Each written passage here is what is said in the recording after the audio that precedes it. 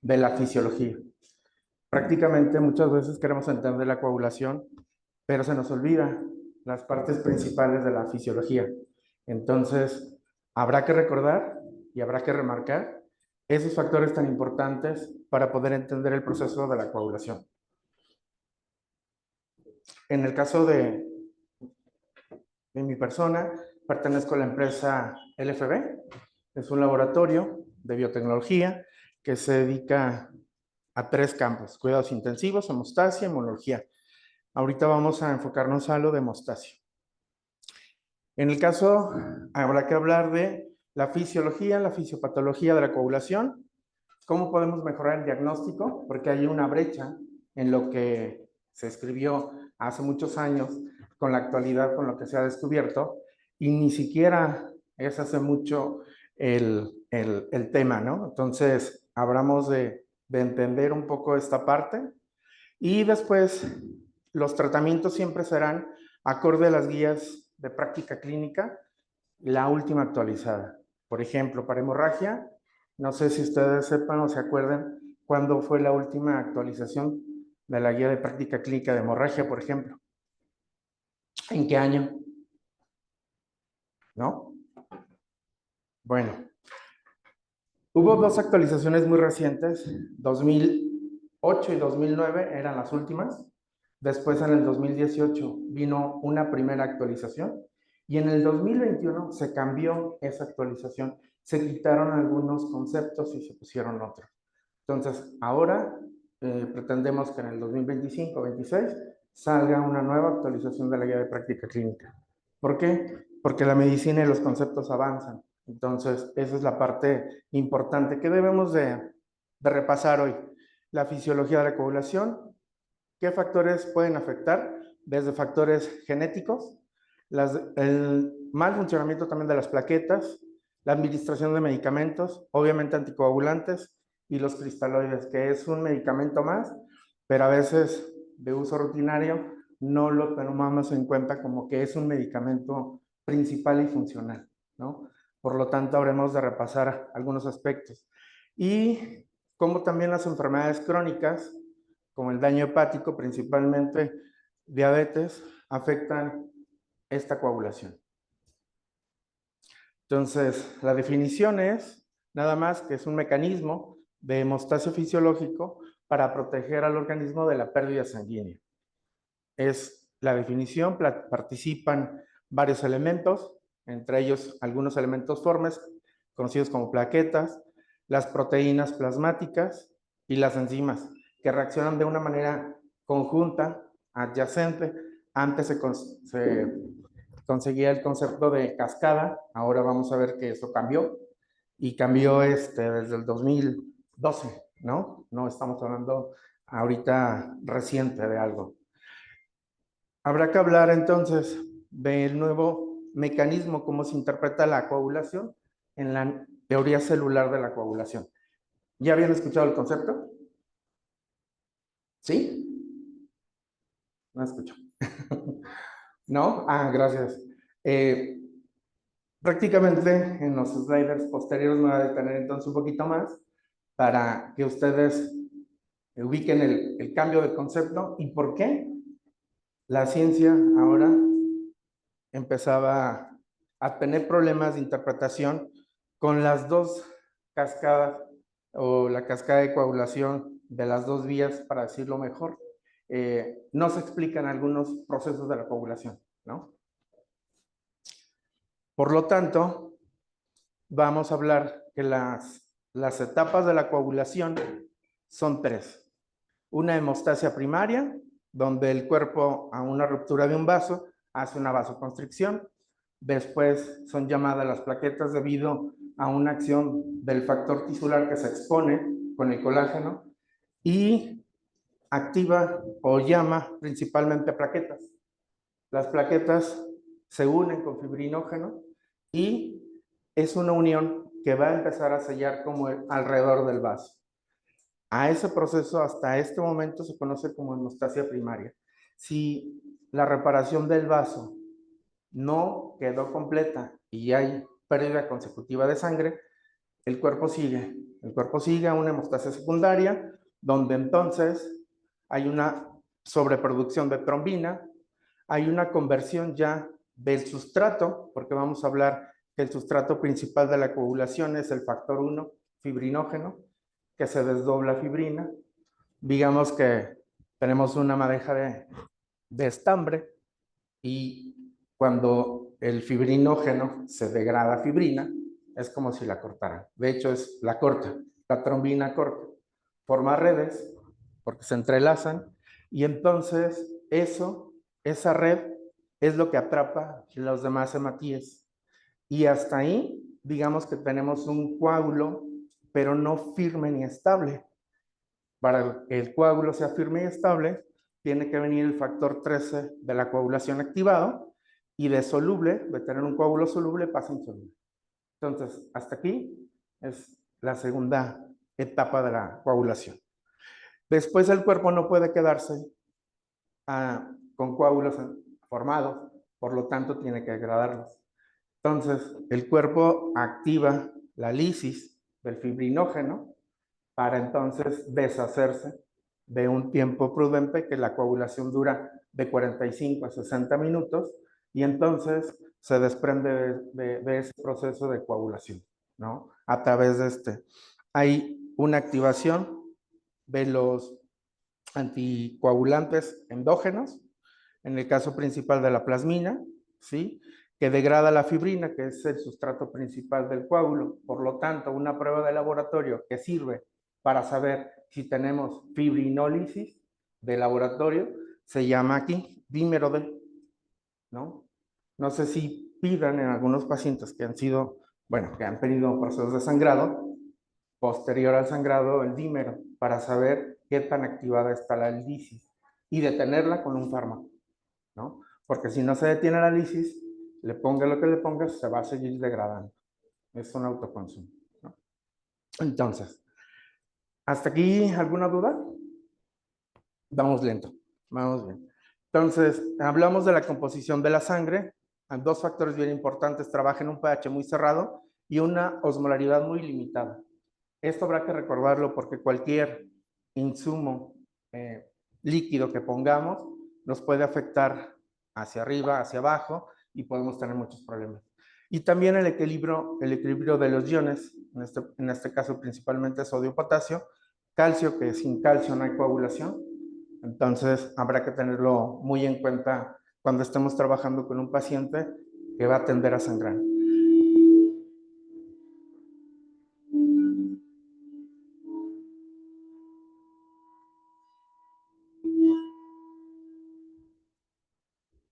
¿Qué será?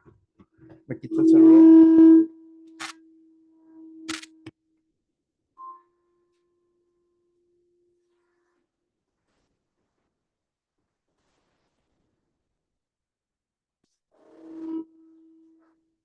¿La apagamos o...? ¿Sí? Bueno. ¿Se escucha? ¿O se escucha menos? ¿O hablo más fuerte? ¿Sí? Vale. Entonces, nos quedamos aquí.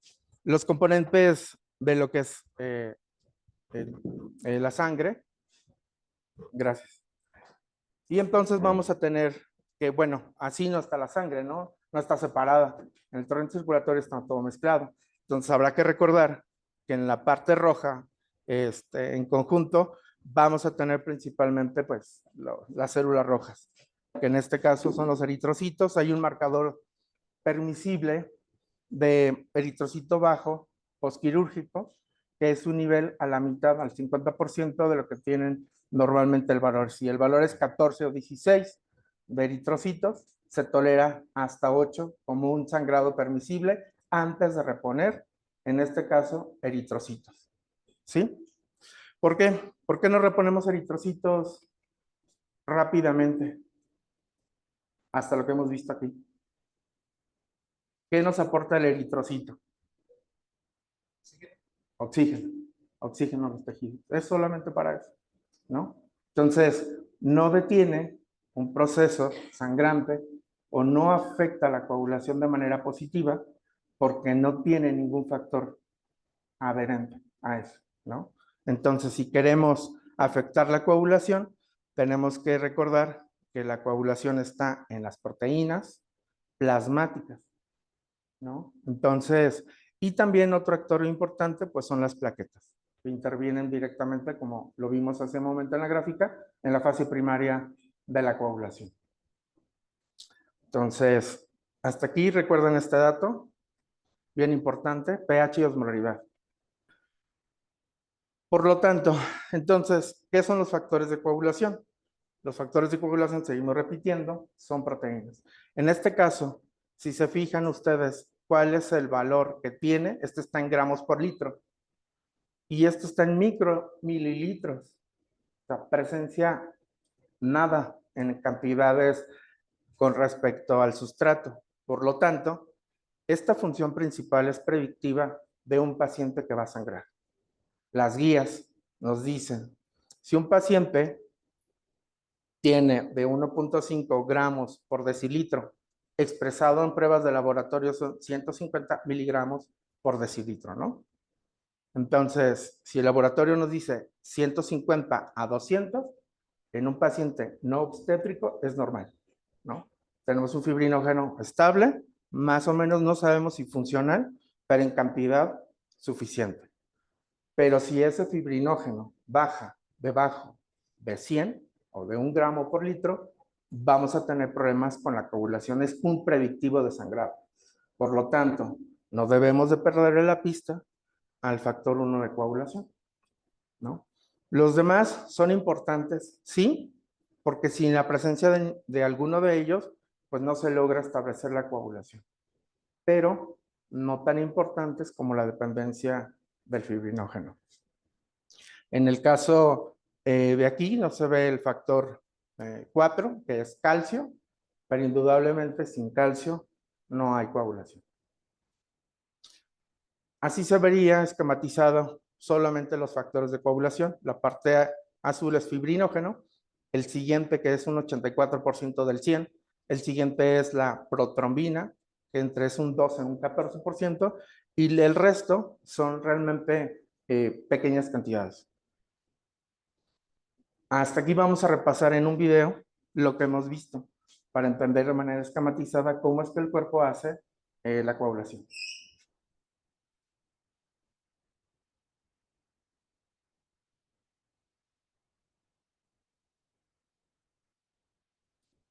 ¿No tiene volumen?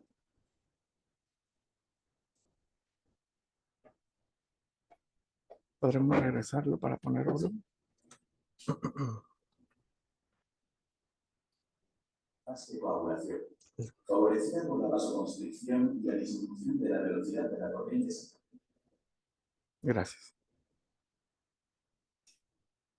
Cualquier ruptura de la integridad de la pared vascular activa una serie de procesos celulares y bioquímicos destinados a taponar la brecha y controlar la hemorragia. Estos procesos se denominan hemostasia. La hemostasia consta de varias etapas, que son fase plaquetaria y fase de coagulación. Favorecida por la vasoconstricción y la disminución de la velocidad de la corriente sanguínea, la fase plaquetaria se inicia con la adherencia de las plaquetas a las estructuras subendoteliales que la brecha vascular ha dejado al descubierto.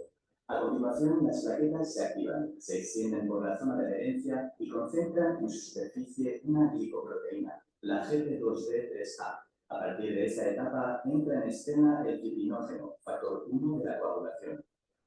Al fijarse a su receptor de membrana específico, la GT2D3A, y en presencia de calcio, el fibrinógeno crea auténticos puentes interplaquetarios. Este fenómeno es la agregación plaquetaria, que culmina con la formación del tapón plaquetario. Pero el tapón plaquetario es inestable y soluble, por lo tanto es preciso que se consolide, y esa es la finalidad de la segunda etapa de la hemostasia, la coagulación plasmática. La intervención del fibrinógeno es esencial durante esta etapa, porque por la acción de la trombina o factor 2 activado generado por la activación en cascada de los factores de la coagulación, el fibrinógeno se transforma en monómeros de fibrina que se agrupan para formar cadenas insolubles de fibrina. La red de fibrina se estabiliza entonces gracias a la acción del factor 13 activador mediante la creación de enlaces covalentes intermoleculares. Esta red atrapa a los hematíes, permitiendo con ello la formación de un coágulo sólido imprescindible para detener la hemorragia.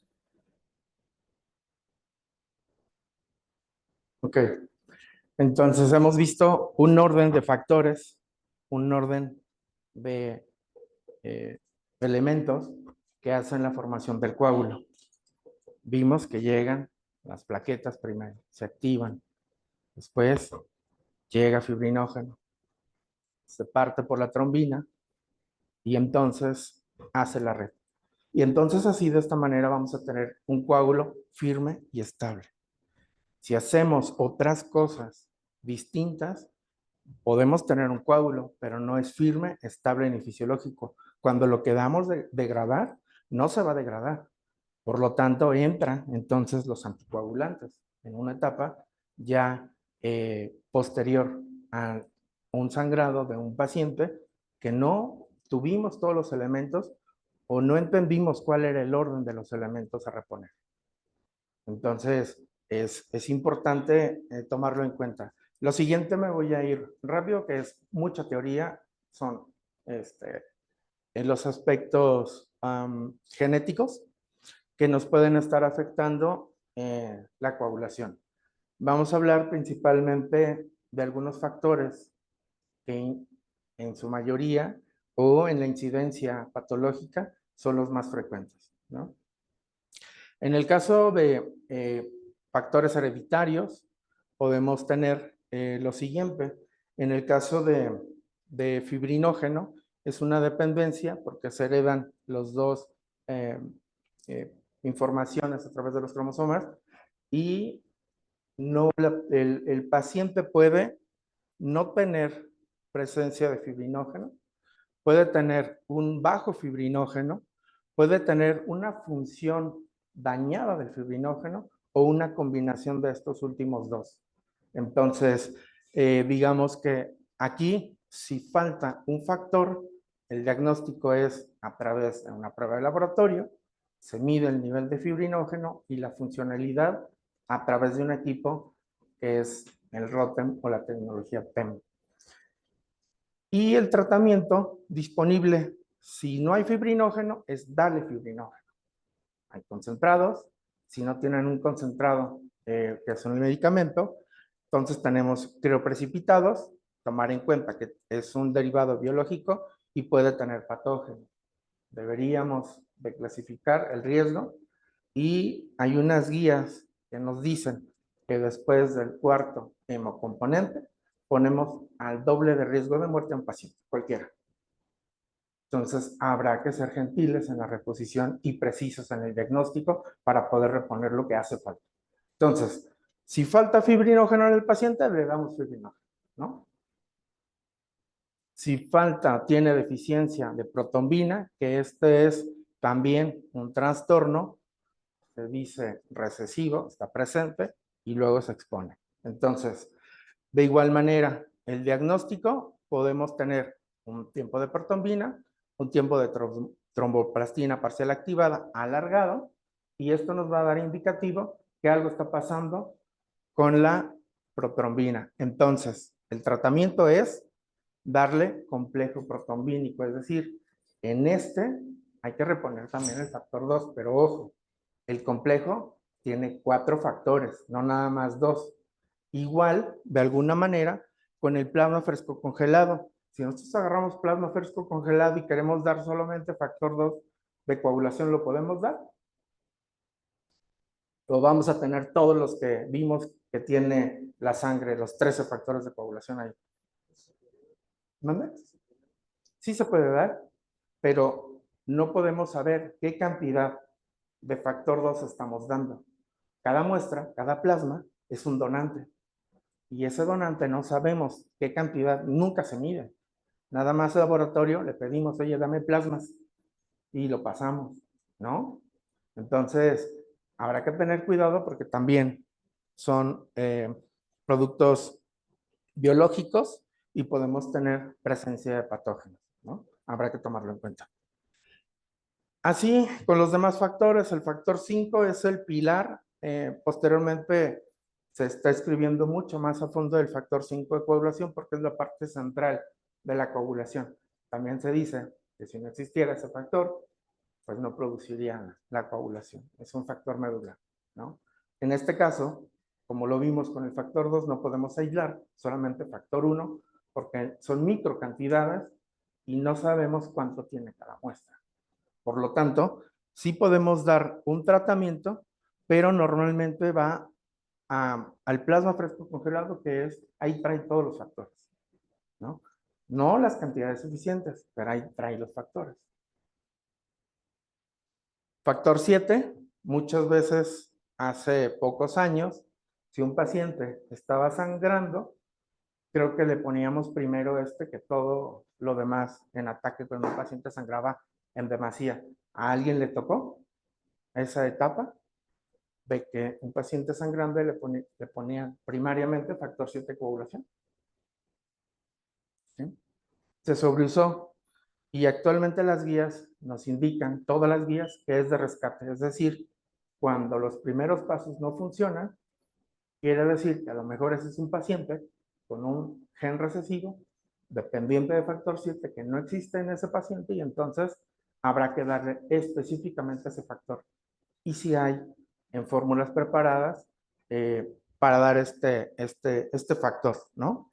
Las recombinantes son producidas artificialmente y por eso se dividen en recombinante ya activado y en factor 7 que es no activado porque es biológico, un derivado biológico.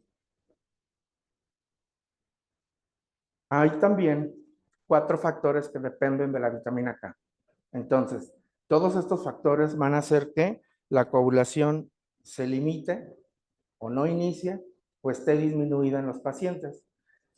Los factores dependientes de la vitamina K son el factor 2, 7, 9 y 10. Y estos factores son procoagulantes. Por lo tanto, habrá que tener cuidado cuando reponemos este complejo, en el caso del complejo protombínico, que sería un auxiliar para ayudar a que la coagulación se dé, ¿no? Entonces, todos estos, si no tienen presencia de vitamina K, no se activan, ¿no? Entonces, un paciente que tengamos en quirófano o que vaya para allá, tendremos que asegurarnos que tiene vitamina K y que tiene calcio para que vaya con sus factores activados de la coagulación, sí o sí, y no perdamos tiempo en ese momento del trauma quirúrgico, ¿no? Entonces, ¿qué otros tratamientos puede haber? Como lo vimos aquí, antifibrinolíticos para detener la lisis del fibrinógeno y que no se siga sobreconsumiendo el sustrato que hace la formación del coágulo. Pero habrá que tener cuidado, no se da al inicio de un sangrado solo y solo sí en los pacientes de trauma. Son los únicos que están indicados el darlo de cuando llega un paciente de inicio. En los demás, el criterio es, ¿tiene la evidencia de que tiene una lisis? Dale, para detenerlo. No dar sin tener o carecer de un estudio que no lo pueda referenciar. El plasma fresco congelado, lo único más importante que va a resaltar aquí es, obviamente, la carga viral, ¿no? Que tiene un riesgo viral y por lo tanto, al tener un riesgo viral, tanto el plasma como el crioprecipitado, tenemos que tener en cuenta esa parte, ¿no? En el caso de las plaquetas o de la transfusión de plaquetas, esto va a ayudarnos a iniciar una coagulación estable y firme, ¿no? Entonces, no hay que olvidarnos también de las plaquetas. El valor normal para entrar a un paciente quirófano debe de ser arriba de 100,000. Se tolera en ciertas cirugías o ciertos retratamientos por cirugía que al menos tenga 50,000. Pero ya en 50,000 vamos a tener una deficiencia de la coagulación. El paciente nos va a tender a sangrar más porque no tiene un nivel estándar, mínimo deseable, ¿no? Entonces, tenemos que también recordar que si le dimos a algún paciente que le hemos pasado plasma o crioprecipitado, no sé si le recomendemos a los pacientes después, antes de que se vayan a casa, que se vacunen contra la hepatitis A y la hepatitis B por el riesgo viral que se les causó por estos hemocomponentes. ¿Se hace ese protocolo de tratamiento al paciente? Habrá que revisar, ¿no? Porque es un riesgo. Entonces, las guías nos indican que los pacientes que han sido infundidos con hemocomponentes, posterior se traten con estas vacunas. Entonces, aquí vemos un resumen de lo que son los trastornos de la coagulación, ¿sí? De manera genética y los tratamientos. Ya vimos que si le falta ese factor, no puede ser sustituido por ningún otro. Le tenemos que dar el factor que está haciendo falta, ¿no? Entonces, vamos a pasar con las plaquetas. Las plaquetas, de igual manera, si no tienen una función o no, algunos componentes que son de superficie, que son los que permiten las adherencias o las adherencias entre ellas, o con el endotelio, entonces, o incluso con la segregación, vamos a tener enfermedades hereditarias también que alteran que se alteran en las plaquetas. Las principales, no me las voy a mencionar, von Willebrand, ¿sí? Aquí dice que este factor es para adherirse a las paredes del vaso sanguíneo, lo que vimos aquí. El factor que se adhiere aquí es un factor de superficie llamado von Willebrand. Si está afectado, entonces tenemos esa enfermedad, ¿no? Porque entonces las plaquetas, si no se agregan, el coágulo no va a estar presente ahí. La trombastenia de Glassman, igual, depende de una glicoproteína 2B, 3A activada. En el caso del síndrome de Bernard-Soulier, el receptor es la glicoproteína IB del factor no de coagulación. Y esto también, ¿no? Entonces, podremos tener disfunción de las plaquetas. Si tenemos, lo único que sirve es reponerle plaquetas. Entonces, parece absurdo que la fisiología trabaje muy dependiente del factor que le falta. Lo que no sabemos a veces en el sangrado es o el orden, por la costumbre que ha venido infundiéndose a todos los pacientes se trata por igual, y los valores de cada paciente. Eso nos va a ayudar a reponer lo necesario y hasta ahorita no hemos hablado de la intervención de otros fármacos, ¿no?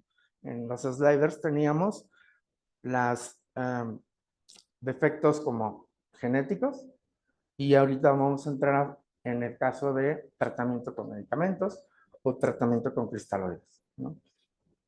Que es un aspecto importante. Entonces, se estima que un paciente de 70 kilogramos tiene un 60% de agua corporal, que esto es 42 litros. A un paciente le corresponde eso, ¿sí? Y en el caso, en estos 42 litros se divide en extracelular e intracelular. Entonces, en el intracelular tenemos 28 y en el extracelular 14 litros. Después, el extracelular es el que nos importa porque vamos a ir al intravascular que está aquí. Normalmente, intravascularmente tenemos entre 4 y 5 litros, ¿no? Del torrente circulatorio, dependiendo también la masa del paciente, la edad y el género. Pero a grosso modo, entre 4 y 5 litros. Entonces, es un requisito cuidar lo que vimos al principio, el pH, la osmolaridad y el equilibrio electrolítico para no afectar todo lo que interviene en el torrente circulatorio. Por lo tanto, sabemos que un paciente sano requiere 1 mililitro por kilogramo por hora, no requiere más. Ya dependiendo de la patología, entonces le podremos dar más. ¿Qué pasa si le damos más de fluidos? ¿Alguien? Más fuerte. Hay retención de líquido y ¿qué le pasa al paciente? ¿Cómo se ve? Edematizado. Entonces, ¿qué hacemos con estos pacientes edematizados? Nosotros le seguimos infundiendo y más bien le ponemos a un diurético, ¿no? Pero le seguimos zampando los líquidos o no. ¿Por qué? Si ya nos estamos pasando, el cuerpo del paciente nos está diciendo, ¿por qué nos seguimos pasando? Entonces, habrá que ser gentiles. Habrá que ser gentiles, recordar cuál es la dosis normal de un paciente sano. Porque entonces, si metemos más líquido, por solo el exceso de líquido, vamos a tener hemodilución. Y en la hemodilución, los factores no van a estar en las cantidades adecuadas. Y si no están, ¿qué cree que va a pasar con el paciente que va a quirófano? Va a sangrar más, ¿no? Va a sangrar más. Por la hemodilución que hemos hecho, solamente por la infusión de líquidos, que normalmente son cristaloides, ¿no? Lo que le infundimos al paciente. Entonces, habrá que tomar en cuenta esta parte. No hay que perder en cuenta que el equilibrio en el torrente circulatorio, por ejemplo, este es de 130 a 135 mil equivalentes de sodio, no así para el potasio solamente son 5 mil equivalentes. Y si nos pasamos hay un problema cardíaco, ¿no? Entonces, hay que ser gentiles con el potasio. Pero también nos dice la regla, la bomba de sodio y potasio. Si metes mucho sodio, ¿qué le pasa al potasio? Se va, ¿no? Se intercambia. Entonces, se pierde potasio, ¿no? Aparte del daño que le estamos haciendo por el excedente de sodio, ¿no? Entonces, es una codependencia de estos dos. Y el agua, habrá que recordar que es agua corporal, como lo vimos en la figura, extracelular e intraplasmático. En el caso de soluciones salinas, cloruro de sodio, ¿a qué porcentaje de pacientes le ponemos cloruro de sodio que van a quirófano? ¿A un 1 de 10, 2 de 10, 3 de 10? ¿O no se le pone? Fisiológica. ¿Mandé? ¿O sí se les pone? ¿Sí? ¿Ya van canalizados y van con soluciones fisiológicas a quirófano? ¿Sí? ¿O qué solución le ponen? ¿Mandé? Harman preferente. Sí les llegan a pasar con fisiológica. Ok. ¿Perdón? Ajá. En toco sí pasan Harman. ¿En piso? En piso tenemos fisiológica. ¿Y tenemos glucosada o no? Esa glucosada no. Mixta. ¿Mixta sí? Ok. Bueno. Les pregunto esto para que reflexionemos un poco solamente por lo siguiente, ¿no? El tipo de cristaloides, hay cristaloides isotónicos, igual a lo que es la presión intravascular, que ese es un equilibrio entre los sólidos y el líquido que hay. Es lo que da la presión osmótica, ¿no? Entonces, si tenemos cristaloides iso, quiere decir iguales, entonces tenemos soluciones que nos hacen esto. Un lactato de Ringer o Harman o plasmalite son las tres como preferentes soluciones. Plasmalite casi no hay en gobierno porque es muy cara. Un litro nos sale como en 600, 700 pesos, ¿no? Así deberían ser cada los otros líquidos como para racionalizarlos, ¿no? Entonces, porque si no, pues nos seguimos excediendo al ser tan baratas de 50 pesos el litro, pues le ponemos 10, ¿no? No pasa nada, no sí pasa. Entonces, habrá que recordar que los cristaloides pueden ser también hipertónicos, que tiene una mayor osmolaridad, ¿no?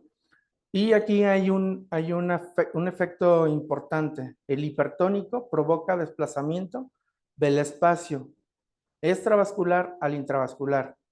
Quiere decir que mete agua en torrente circulatorio. Un isotónico. Por ejemplo, ¿cuál? La albúmina. La albúmina es un hiperoncótico, entonces tiende a meter agua. Por eso, preferentemente, cuando hay que dar o mantener el tono de un paciente que ha sangrado, se recomienda que sea con albúmina, ¿no? Aquí lo que habrá que cuidar, como tiene excedido el sodio y el cloro, habrá que racionalizar con lo que tenga el paciente. Entonces, y también nos dice que la solución salina al 3% es hipertónica. Hipo, abajo, y ahora es lo contrario. Un cristalino hipotónico provoca desplazamiento del agua intravascular al extravascular. Y aquí nos encontramos, ¿no? Esas soluciones tienden a sacar agua intravascularmente. Entonces, habrá que saber para qué utilizamos cada solución de acuerdo a la condición clínica del paciente. Si va a entrar a cirugía, pues una solución hipo, yo creo que no la debemos de dar porque estamos sacando agua del espacio intravascular, ¿no? Y no queremos que se pierda todo el equilibrio que existe ahí. Entonces, de lo que estábamos hablando es esto. Este es el torrente circulatorio, espacio intravascular, después el intersticial o linfático y el intracelular. Entonces, si tenemos alta concentración de aquí, vamos a jalar agua a este espacio. Si tenemos baja concentración aquí, vamos a sacar agua a este espacio. ¿Sí? Entonces, si nosotros vemos la redistribución de los líquidos, esto es lo que le pasa a un paciente, ¿sí? Que dice aquí, de 70 kilos, normal, cuando le infundimos 1 litro de glucosa, de solución glucosada, ¿no? 5%. Se va a ir, el mayor componente se va a ir a la parte interior de la célula, nos dice aquí al espacio linfático, a la parte media entre las células y el espacio intravascular, perdón. Y entonces, si queremos dar volumen a través de una glucosada, pues definitivamente esta no es la solución, ¿no? Vean lo que poco que llega o se retiene en el espacio intravascular. Y si le seguimos esta mixta, la mixta va a ir una parte al espacio intracelular y al intersticial y muy poco al intravascular. Lo mismo con la salina, pero la salina nos va a llenar el espacio linfático intersticial. Por eso el paciente se hincha muy rápido, porque no tiene a dónde aventar esa agua. Y toda el agua se fuga para allá, ¿no? Lo utilizamos como un vehículo para pasar el medicamento, pero en una hora, 820 mililitros van a estar aquí. ¿Cuántos litros le llegamos a poner en un día a un paciente? Entonces, habrá que recordar estas cosas y ser gentiles nuevamente con eso. Si queremos entonces tener una influencia sobre el espacio intravascular, lo ideal son los coloides. ¿Conocen algún otro coloide aparte de las albúminas que se administran en quirófano? Otro coloide famoso.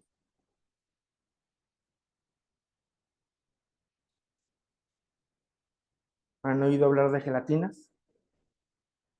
Dextranas, almidones. El gelafundin, pues, es la gelatina más conocida en el nombre, ¿no?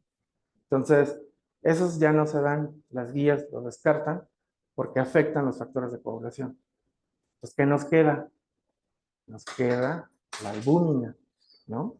Entonces, habrá que recordar eso. Y nada más para poner en contexto, ¿no? El plasma es lo que tiene de sodio, potasio y la osmolaridad. En el caso de la solución es hiper, en el caso del Ringer es casi ISO y en el caso del Plasmaline es prácticamente ISO, que es lo que estábamos repasando, ¿no? Entonces, habrá que tener en cuenta eso. Y si queremos definir entonces qué utilizar entre una solución salina o una solución equilibrada, como Ringer lactato o Harman, tenemos unas, pues, ventajas, ¿no? Nos dice si suponemos que un paciente, ¿sí? Tuvo una justificación para una solución salina, luego entonces nos dice, pues como es más barata es lo que estamos acostumbrados a usar. O sea, simplemente por el hecho de ser barata es lo que le vamos a meter al paciente. Entonces tenemos que empezar a decidir no en estas decisiones de costo, sino en las implicaciones fisiológicas que pasan en el organismo, ¿no? Ahora, en el caso de de pacientes, recordarles que la solución salina produce acidosis metabólica. Acuérdense, el pH 7.35 para abajo es acidosis. Entonces, el equilibrio es muy, muy lábil. No se requiere mucha cantidad de solución fisiológica para empezar a dañar. Ahora, la patología que traiga, entonces la pérdida sanguínea en quirófano se atenúan varias circunstancias, la acidosis va a ser más rápida. Y nosotros le seguimos pasando solución salina, me recuerdo, ¿no?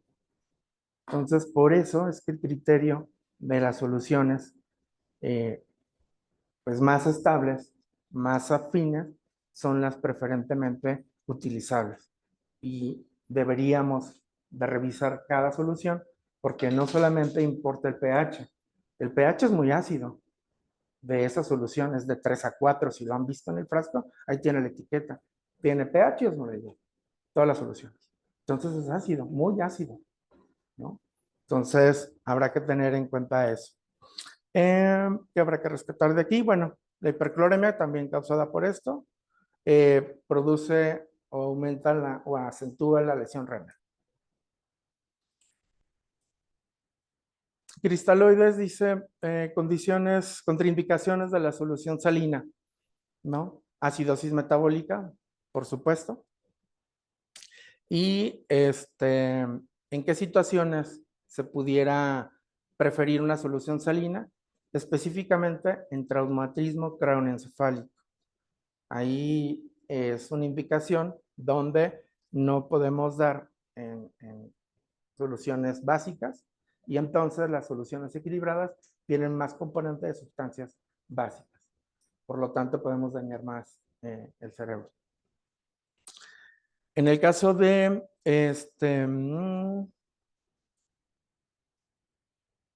del lactato Berringer, ¿sí? Es la que debería estar disponible por fisiológicamente más segura, ¿no? Predecían que o decían que el lactato pudiera ser una cosa ácida, pero realmente no. Es lactato de sodio, que es de situación básica, neutraliza el ácido. Al final aquí tenemos un resumen de los cristaloides, ¿no? Entonces, recordemos que solución salina, aquí está, un pH superácido, ¿no? Contra este habrá que ser muy gentiles. Estos también son ligeramente más ácidos, pero no tanto como la solución salina, ¿no? En el caso de la hiposmolar, sí, ya revisamos que en el caso, obviamente, si es persona diabética, no le podemos dar más glucosa, acentuamos y ya tenemos un problema muy grave, ¿no? Entonces, el uso racional de los cristaloides está limitada por la acción de pH. Hay que tomar en cuenta mucho el pH, la osmolaridad, porque eso nos va a afectar la condición del paciente. En el caso de medicamentos, los medicamentos también tienen un pH. Por ejemplo, estamos pasando amicacina. Tiene un pH 6.6. En el caso uno más ácido, vancomicina, ¿no? Ahora si nos vemos en la osmolaridad, también tenemos todas las sustancias son hiperosmolares. ¿Por qué? Porque tiene muchos sólidos en poca agua, entonces es muy osmolar, muy alta, ¿no? Por lo tanto, luego pensamos, oye, pues las venas de este paciente ya venían como medias débiles, porque ya se irritaron, ¿no? Y apenas le pasé una carguita. Entonces, pero no revisamos qué osmolaridad o qué pH tenía. Eso influye. Hablando para sacar más conclusiones y cerrando un poquito los temas, entonces partían del conocimiento anterior que una triada era letal. Ahora se conoce que la triada se han aumentado algunos factores y ahora se conoce como la pentada de la muerte. La pentada de la muerte, entonces, incluye la coagulopatía, la hipotermia, la acidosis, hipocalcemia y la hiperglucemia. Estas dos últimas no se tenían en el radar hasta hace poco, ¿no? Entonces, todos estos factores acentúan la gravedad de un paciente, complican. Aquí lo vamos a ver, pentada de la muerte. Muchos fluidos concentrados, hipotermia porque esos están fríos, no los estamos atemperando y los infundimos. Hay dilución de los factores, baja el calcio, y si baja el calcio, ¿qué dijimos? ¿Qué le va a pasar a la coagulación? No va a funcionar como debe, ¿no? Por dilución. No hemos metido al paciente a quirófano. Entonces, habrá que recordar cuánto volumen le pasamos a un paciente prequirúrgico. Hay que vigilarlo bien. ¿Y qué tipo de soluciones? ¿Qué temperatura tiene? Porque es importante. Oye, hicimos la historia clínica. Un paciente no obstétrico tomaba o toma anticoagulantes. Porque si toma anticoagulantes ya no te quiero ver lo que van a estar rezando en el quirófano porque el paciente no va a dejar de sangrar. Porque tiene un anticoagulante activado el cuerpo, ¿no? Un anticoagulante famoso como, ¿cuál conocemos? Sí, escuché por ahí, pero quedito. Más fuerte. Enoxaparina, ¿no? Entonces, el daguibertrán, que son medicamentos orales para los pacientes, por ciertas patologías, sobre todo en la edad de una patología crónica degenerativa, normalmente va a ser procoagulante. Entonces, el médico prefiere darle anticoagulantes para que no tenga un daño pues mayor. Pero si ese paciente llega a tener un evento quirúrgico, habrá que neutralizar, porque si no, no va a haber poder humano que haga la coagulación, ¿no? Entonces, el traumatismo, la pérdida de factores, la hipotermia se acentúan, hay acidosis, hay más acidosis, hay lisis del fibrinógeno, consumo, y entonces tenemos una pentada de la muerte, todo desarrollado en cascada. El daño hepático, ¿por qué es importante seguirlo? Pues porque ahí se producen los factores de coagulación. Si tenemos dañado el hígado, puede estar en cantidad, como les dije al principio, pero no en función. Por lo tanto, podemos tener también un sangrado dependiendo del daño en el hígado que tenga el paciente. La diabetes, ¿por qué la diabetes pudiera ser un riesgo de sangrado? Si nada más es exceso de que no podemos metabolizar la glucosa. ¿Será nada más eso?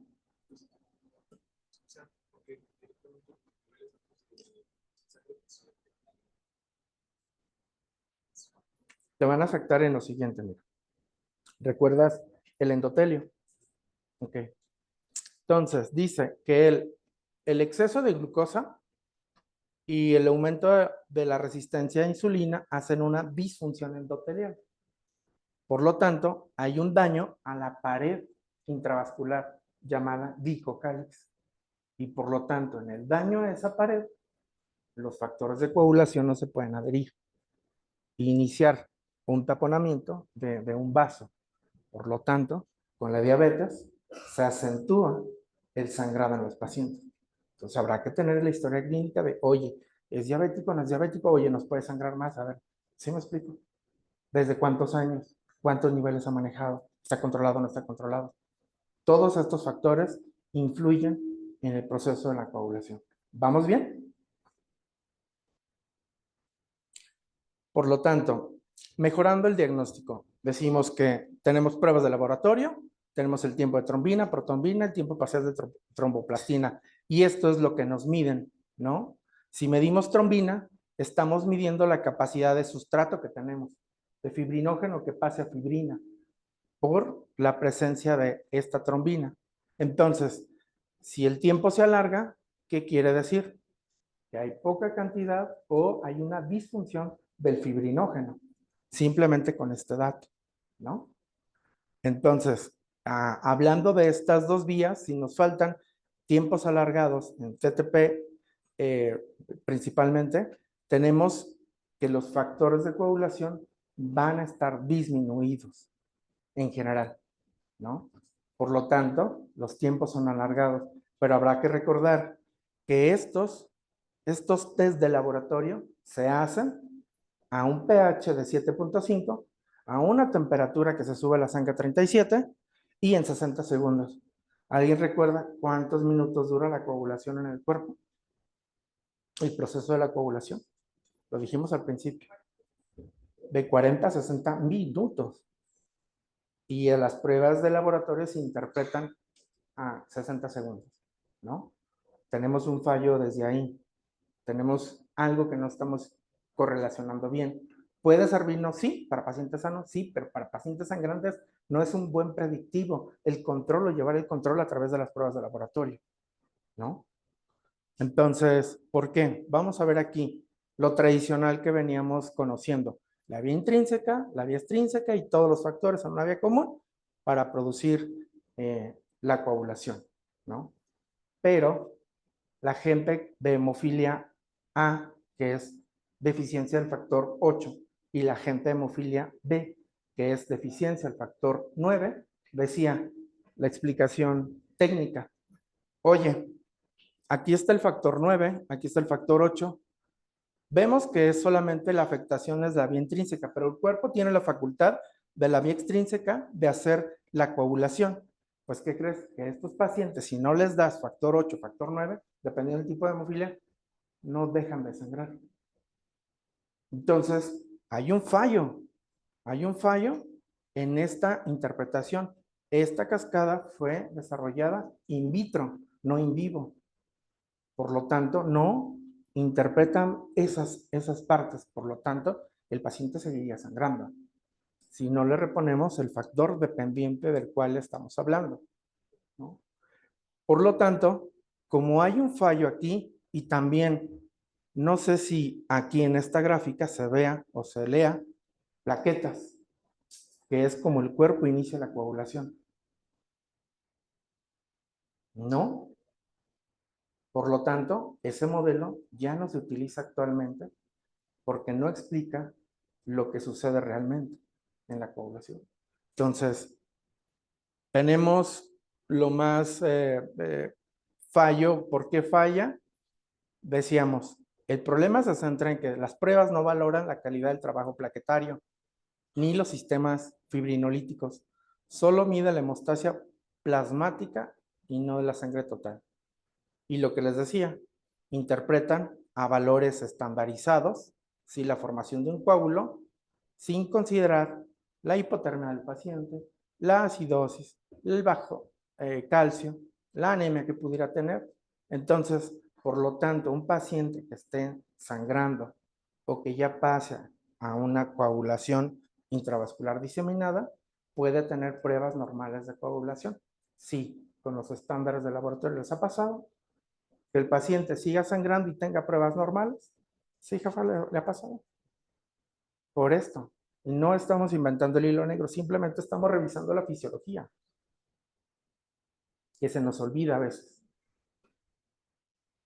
Entonces, en el tema, les decía, para mejorar el diagnóstico, hay en la coagulación un equipo que se llama Rotem o TEG. La diferencia es cómo se mueve el cilindro, si el pin es el que se mueve o el cilindro es el que se mueve. Entonces, en esta interpretación, lo que va pasando es una gráfica que se da hasta los 50 minutos y nos va diciendo, conforme se va haciendo la gráfica, qué le está pasando a la coagulación. Por ejemplo, lo normal es que tengamos del origen, del inicio de la prueba aquí, un tiempo estandarizado, una curva, un ángulo perfectamente elevado, se sostiene y luego se degrada, que en esta parte es la lisis, ¿no? Entonces, lo que dicen las nuevas guías de práctica clínica están basadas no a las pruebas de laboratorio, que sí la tienen como, pues, si no tienes otra cosa, pero se basan más en interpretación de las pruebas rotas. Por ejemplo, en el caso de el tiempo alargado de aquí, dice, si está alargado, el CT, el tiempo de coagulación, ¿sí? Aquí vamos a tener factores y anticoagulantes. Puede ser que el paciente tenga presencia de algún anticoagulante, si se alarga, o que no tenga suficientes factores. Hay pruebas en este kit para identificar qué anticoagulante es específico y darle tratamiento específico. Pero me voy rápido. La gráfica nos va a dar 4 valores. Extem, que es la interpretación de la vía extrínseca, INTEM, de la vía intrínseca, FIBTEM, cantidad de fibrinógeno, que es el sustrato del coágulo, y APTEM. APTEM es la lisis. Si nosotros dijimos que habría medicamentos para parar la lisis, tenemos que esperarnos a que la prueba corra todo 50 minutos para decir si esta curva está acelerada, digamos, aquí, que esta curva estuviera acelerada a la degradación. Entonces tenemos lisis de fibrinógeno, ¿no? Pero tenemos que esperar a que el equipo nos diga. O en prueba de laboratorio dijimos que el dímero D también es predictivo de la degradación de la fibrina para conversión de dímero D, ¿no? En prueba de laboratorio. Aumentado, tenemos lisis. Entonces tenemos que parar la lisis con ¿qué antifibrinolítico más famoso tenemos? ¿Mande? En el caso, en el caso es tranexámico para parar la lisis, pero solo hasta ese momento. Entonces, por lo tanto, las guías de práctica clínica y en la obstétrica nos dicen que el paciente va a estar sangrando para poder recurrir a un antifibrinolítico. Si yo de entrada doy un antifibrinolítico antes de pasar a quirófano en una paciente embarazada que tiene el triple de factores de coagulación, porque en el tercer estadio suben factor 2, factor 8, factor 7, factor 9 y factor 10. Por lo tanto, podemos tener un coágulo previo a la cirugía. Y eso se puede esconder.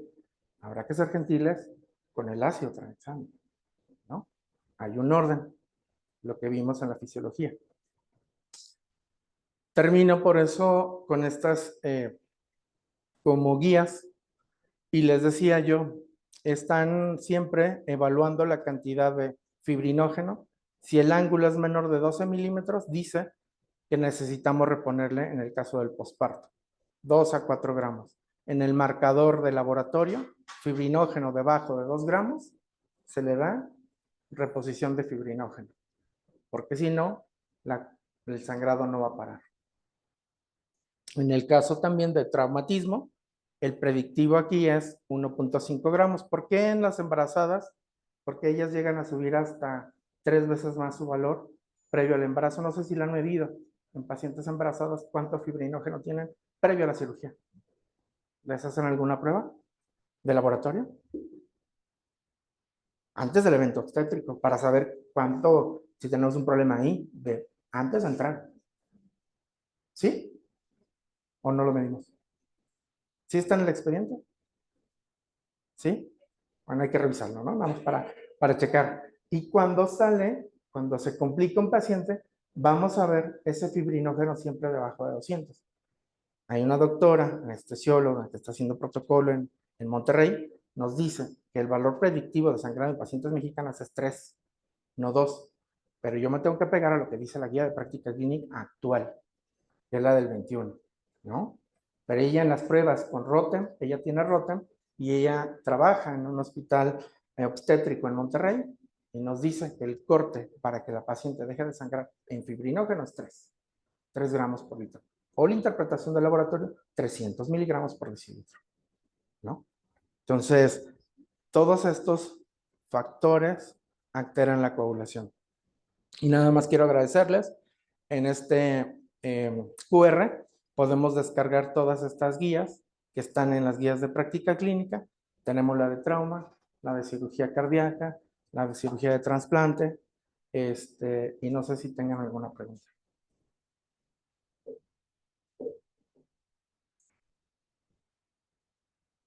¿No?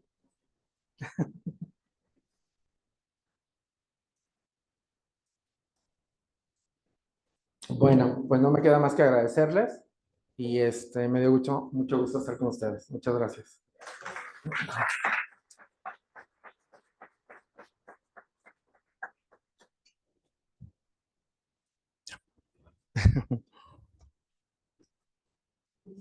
¿Alguna duda que tengan? Muchísimas. Díganos.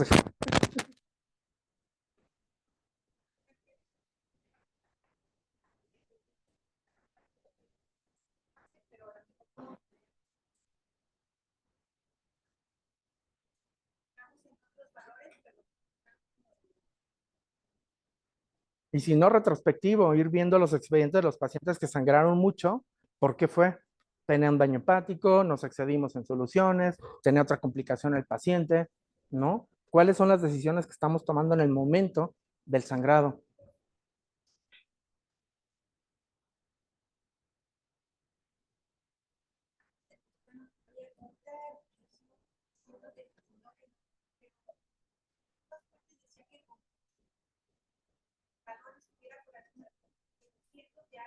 Es correcto. Ajá.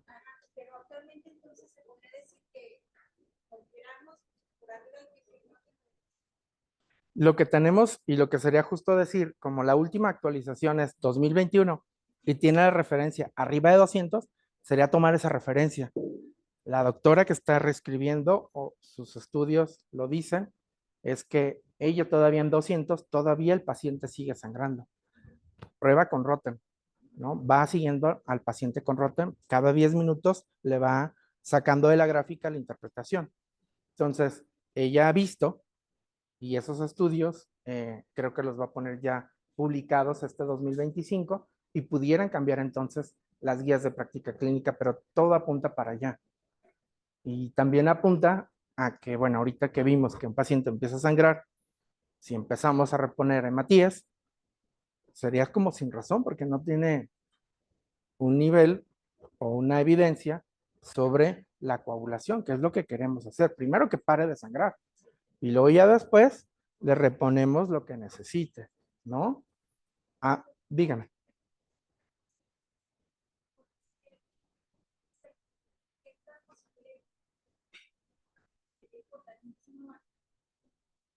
Claro.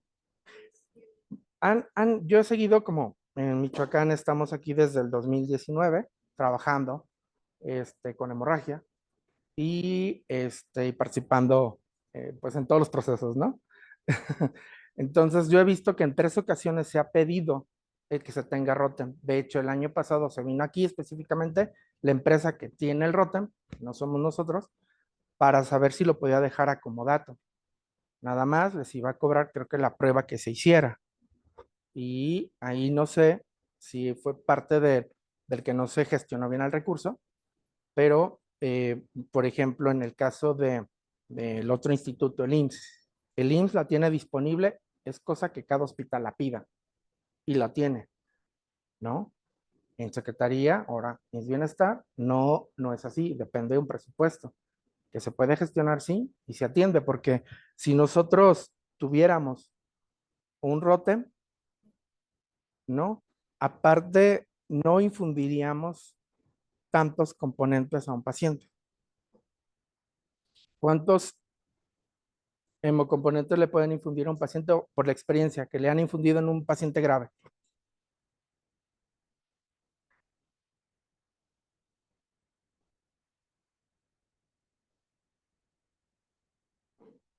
40. Ahí estábamos como a ciegas y viendo a ver qué funcionaba, ¿no? Entonces, si tenemos el ROTEM, precisamos. Y ese gasto se evitaría porque ya precisamos lo que le hace falta. El equipo nos determina si le hace falta plaquetas.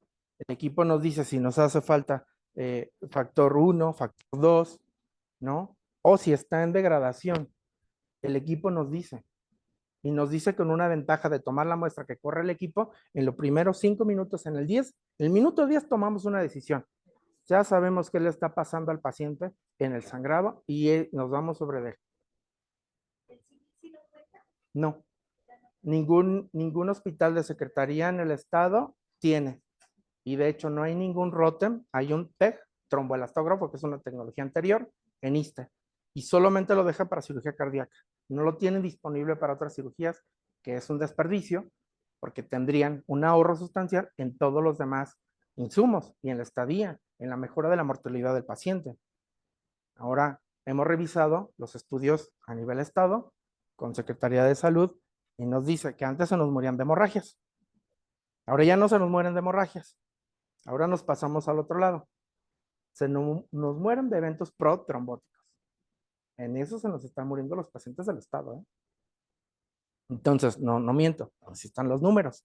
Yo no los pongo, pues. Entonces, Entonces, en ese caso, tenemos que recordar cómo funciona y no excedernos, utilizar los medicamentos que tenemos, pero de una manera ordenada y racional, porque si no, nos pasamos al otro estadio. De hecho, el torrente circulatorio tiene dos cosas: factores procoagulantes y factores anticoagulantes. Por eso puede degradar el coágulo. Si se rompe ese equilibrio, entonces en los pacientes longevos que decíamos de más edad, con alguna patología, estos suben un poco más y entonces se carga el efecto de que son protrombóticos y les tienen que dar un anticoagulante para vivir, ¿no? Por eso tenemos que tener ese equilibrio, ¿no? Pero sí, yo creo que la necesidad parte de ustedes hacia como la institución, y creo que no hay puertas cerradas. Ahorita, incluso el doctor que está en terapia, veo que cada vez aporta más en el sentido de tener o que quiere tener más cosas. Ya mandó, a lo mejor no le quiero tirar sus soldados, mejor hasta que esté, digo, ¿no? Pero mandó para que se pueda hacer una subespecialidad aquí. Entonces, es muy importante que se tuvieran los recursos para que se complementaran las decisiones en los momentos críticos y se racionalizara y tuviera más éxito, ¿no?, con los pacientes, ¿no?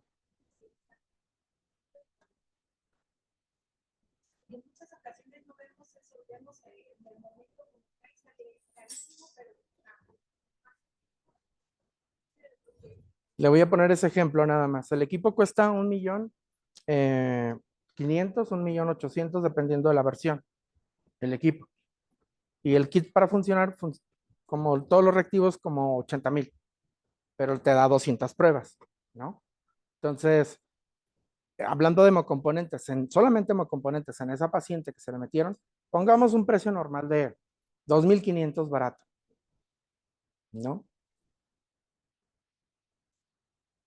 Sí, sería, digamos, pero aparte de esa paciente requirió más insumos, más trabajo, más terapia. Muchas veces no vemos, pero con un solo paciente que se desgasta mucho recurso, si tuviéramos un equipo, se ahorraría lo que se gastó, pero parte daríamos para 20 o 30 pacientes más, la necesidad que tuvieran esos pacientes, pero a veces no se ve a corto plazo, nada más se dice, oye, tengo que gastar 2 millones para este equipo que tú quieras, pues sí, pero nos va a ayudar a los demás pacientes, vayamos racionalizando y dándoles mejores condiciones de vida.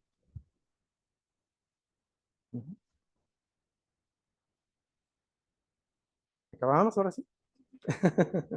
Bueno, pues yo voy a seguir visitándolos aquí en el hospital. Si alguna vez me ven por los pasillos y tienen alguna duda, pues no duden en preguntarme. Muchas gracias. Agradecemos la presencia y ponencia del químico Víctor Manuel Luna Díaz y hacemos entrega de su constancia. Muchas gracias.